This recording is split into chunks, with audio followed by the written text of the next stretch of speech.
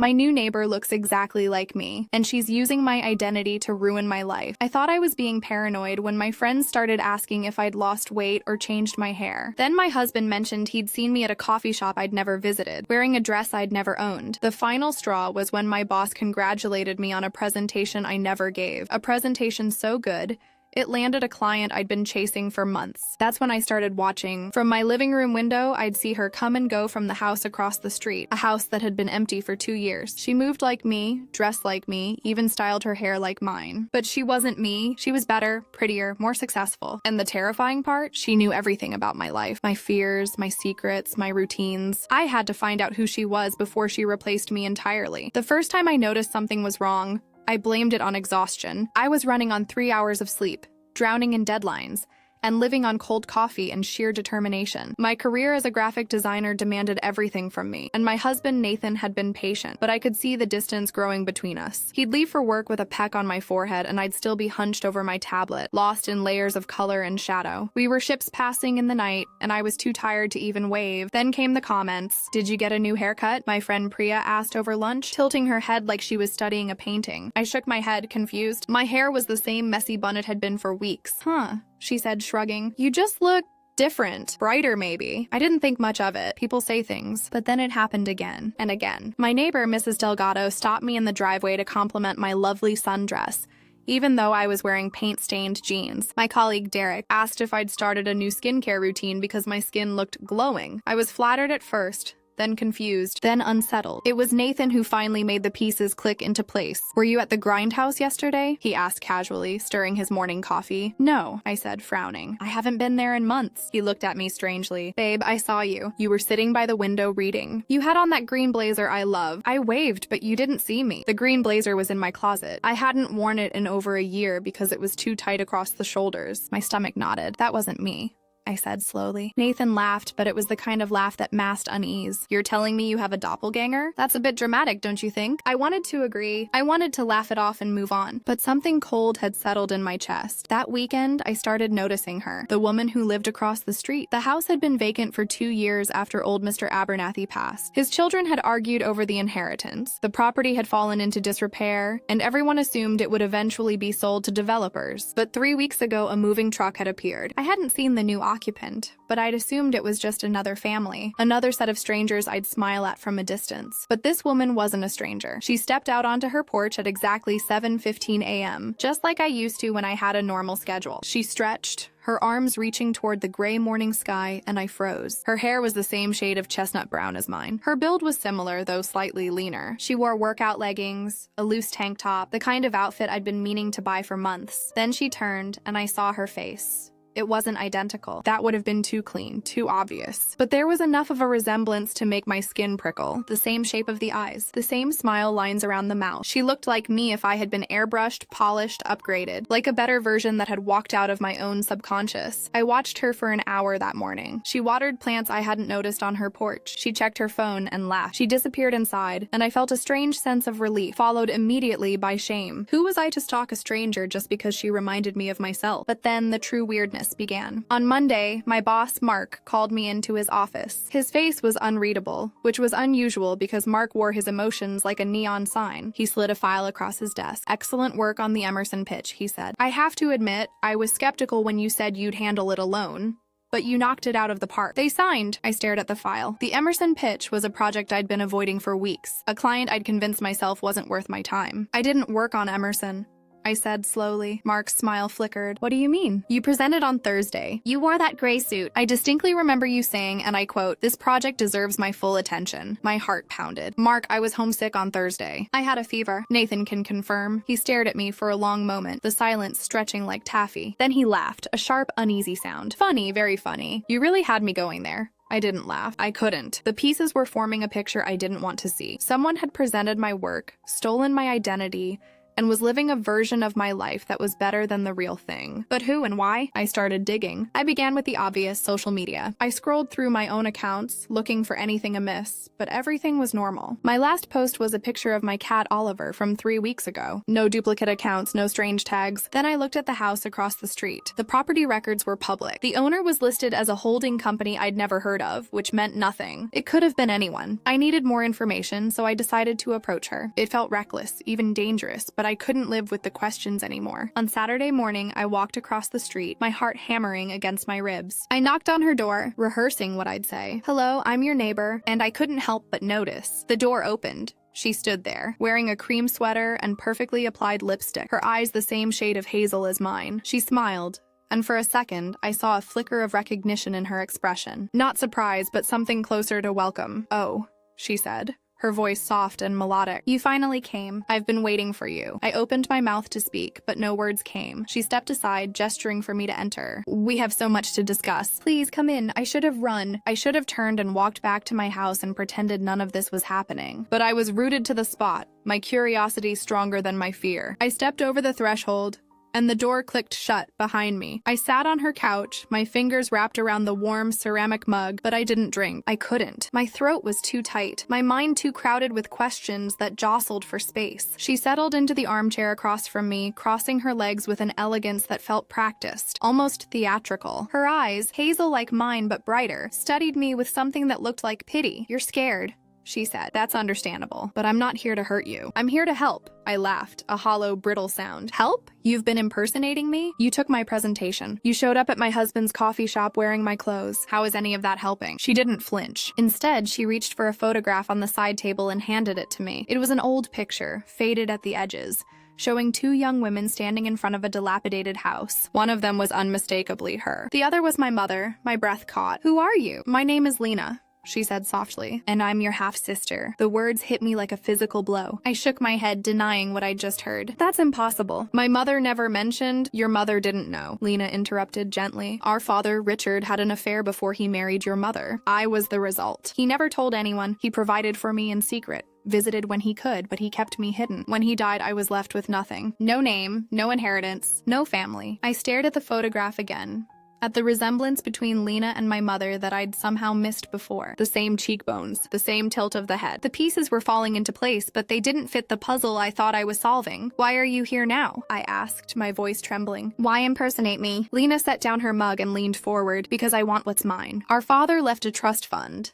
A substantial one, but the terms are specific. I can only access it if I can prove I'm his daughter, and the only way to do that is with your help." I stared at her blankly. "My help? How?" She smiled, but it didn't reach her eyes. "I need you to take a DNA test with me. If we're a match, I can claim my inheritance. In exchange, I'll leave. I'll disappear from your life forever." But I heard the lie beneath her words, the subtle tremor that betrayed her intentions. This wasn't about inheritance. If it was, she could have approached me honestly. She could have knocked on my door and explained everything. Why the theatrics? I pressed. Why impersonate me? Why take my work? Confuse my friends? Make me think I was losing my mind? Lena sighed, and the mask of composure slipped for just a moment. "Because I needed to see if you were worth trusting. I needed to know if you were like him. Selfish, secretive, willing to abandon family for convenience. So I tested you. I watched how you reacted, how you fought for your life even when you didn't understand what was happening." "Tested me?" I whispered, fury and disbelief tangling in my chest. "You made me doubt my own reality. You made my husband wonder if he was going crazy. You almost cost me my job. And you're calling that a test?" Lena's eyes hardened. "You have no idea what I've been through, Ava. Growing up invisible, knowing I had a family but being unable to claim them. Watching from the sidelines while you got everything. His love, his name, his fortune. You were the golden child, the one he acknowledged, the one who never had to fight to exist." I opened my mouth to respond, but a sound from the hallway silenced me. Footsteps. Slow, deliberate, coming closer. I turned to look, and my blood turned to ice. Nathan stood in the doorway. His face was pale, his hands clenched at his sides. He stared at Lena, then at me, confusion and anger warring in his expression. "Ava?" he said, his voice strained. "What are you doing here?" "I followed you. I saw you walk over here, and I thought something was wrong." Lena stood, her composure returning in an instant. She smiled at Nathan, her expression warm, welcoming. "Nathan, I'm so glad you're here. I was just explaining everything to Ava. Please sit down. We have a lot to discuss." But Nathan didn't sit. He didn't move. His eyes remained fixed on me, waiting for answers I didn't know how to give. "Nathan," I said, my voice cracking. This is Lena. She says she's my half-sister. His jaw tightened. Half-sister? You never told me you had a half-sister? Because I didn't know, I said desperately. I just found out. She's been pretending to be me. She's the one you saw at the coffee shop. She's the one who took my presentation. Nathan looked between us, and I could see him processing, trying to make sense of the impossible. He was a pragmatic man, a software engineer who believed in logic and evidence. This narrative, this story of secret siblings and identity theft, didn't fit neatly into his worldview. Lena stepped forward, her voice honeyed and soothing. Nathan, I know this is overwhelming, but I promise you everything I've done has been out of necessity, not malice. I'm not here to hurt Ava. I'm here to reconcile, to build a bridge between us. Her words were so plausible, so reasonable. Nathan's expression softened just a fraction, but I saw the truth in her eyes. The calculation, the manipulation. She wasn't here to build bridges. She was here to burn mine down. No,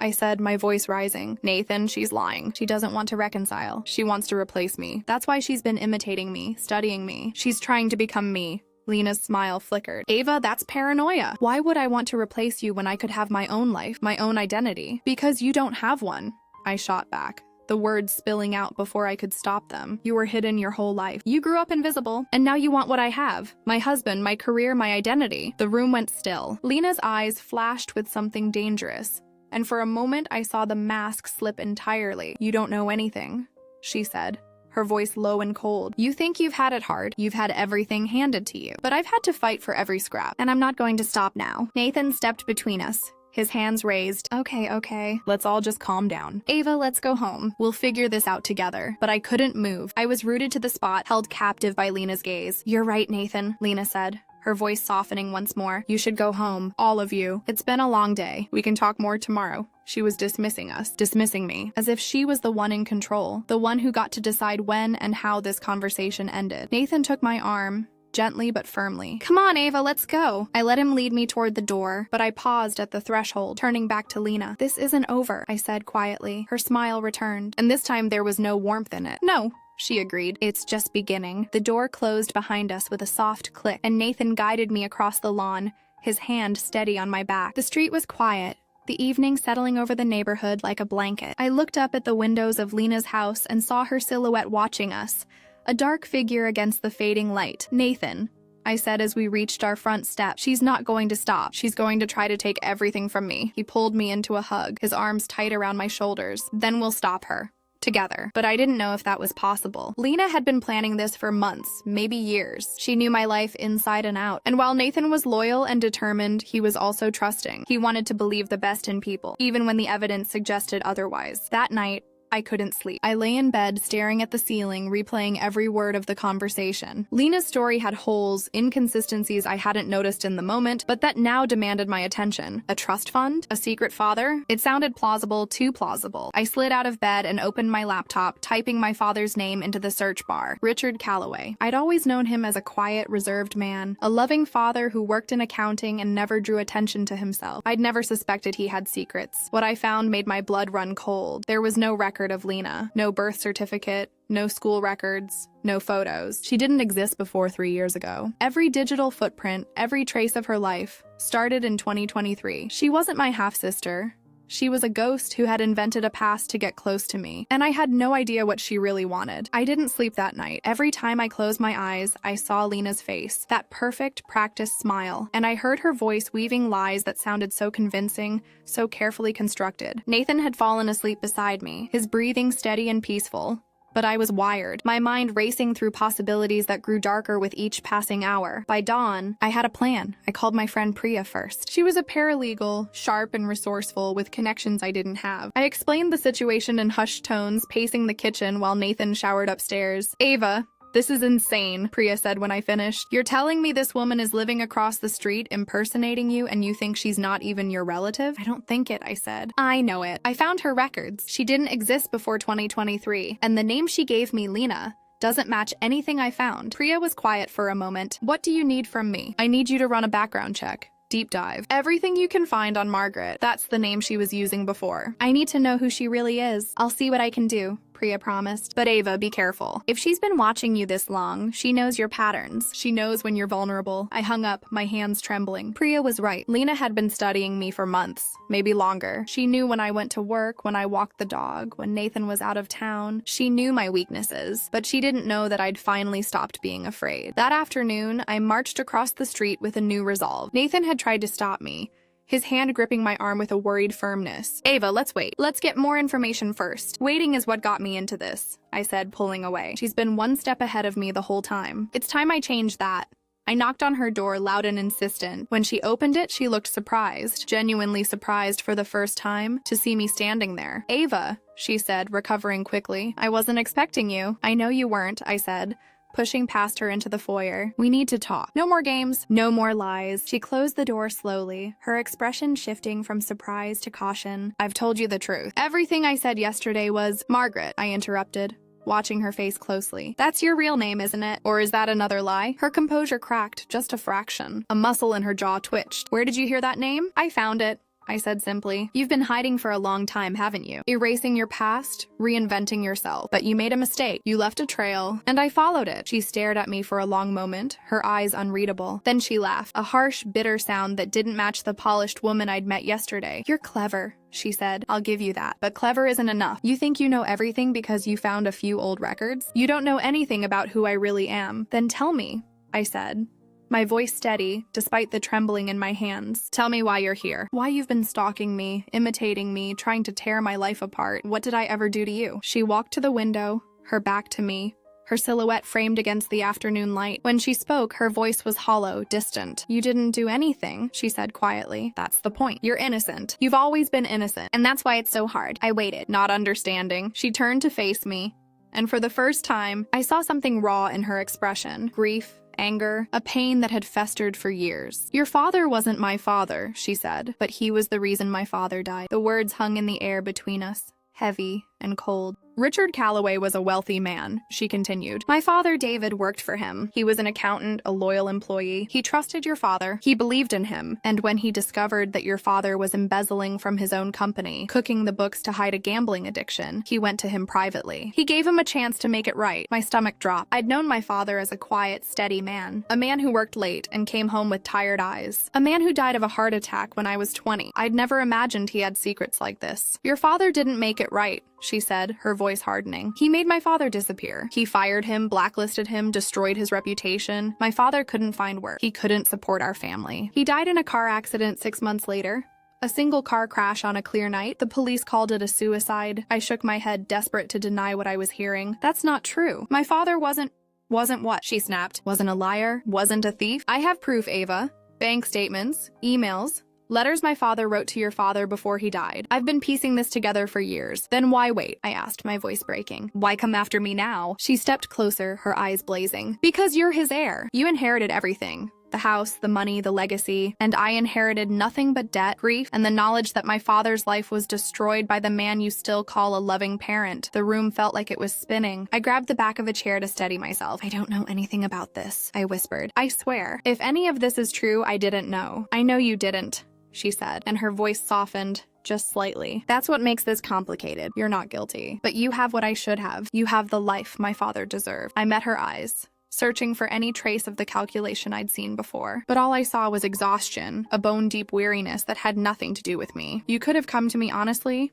I said. You could have explained everything. I would have helped you. I would have given you a chance. She laughed again, but this time it was sad. Almost defeated. Would you? Would you really? Because I've been burned before? I've been told I'd be helped, and then I was ignored, forgotten, shoved aside. I didn't trust that you'd be different. Trust, I repeated. You want me to trust you when you've been lying to me from the moment we met? She flinched. Fair point. I took a breath, steadying myself. The DNA test you asked for. It wasn't about proving you're my sister, was it? You just wanted access to my records, my identity. Partly, she admitted. I also wanted to see if you'd do it. If you'd risk everything for a stranger who claimed to be family. That would have told me everything I needed to know about who you really are. And what did it tell you? She was quiet for a long moment. That you're not like your father. That you might actually be worth trusting. I sank into the chair, my legs no longer able to hold me. The weight of the revelation pressed down on me, suffocating and relentless. My father, the man I'd loved and admired, had been hiding a darkness I'd never suspected. And Margaret, Lena, Had been carrying that burden alone for years. I need time to process this, I said finally, but I'm not going to abandon you. I'm not going to be like him. She looked at me, and for the first time, I saw tears in her eyes. I don't know if I can believe that, she whispered. I know, I said, but I'm going to prove it to you. One step at a time. The tension in the room eased just a fraction, but I knew this wasn't over. The truth was messy, complicated, and far from resolved. My father's legacy was tainted, and I had to decide what to do with it. But as I walked back across the street, I felt something I hadn't felt in weeks. Hope. Maybe I couldn't undo the past, but I could shape the future.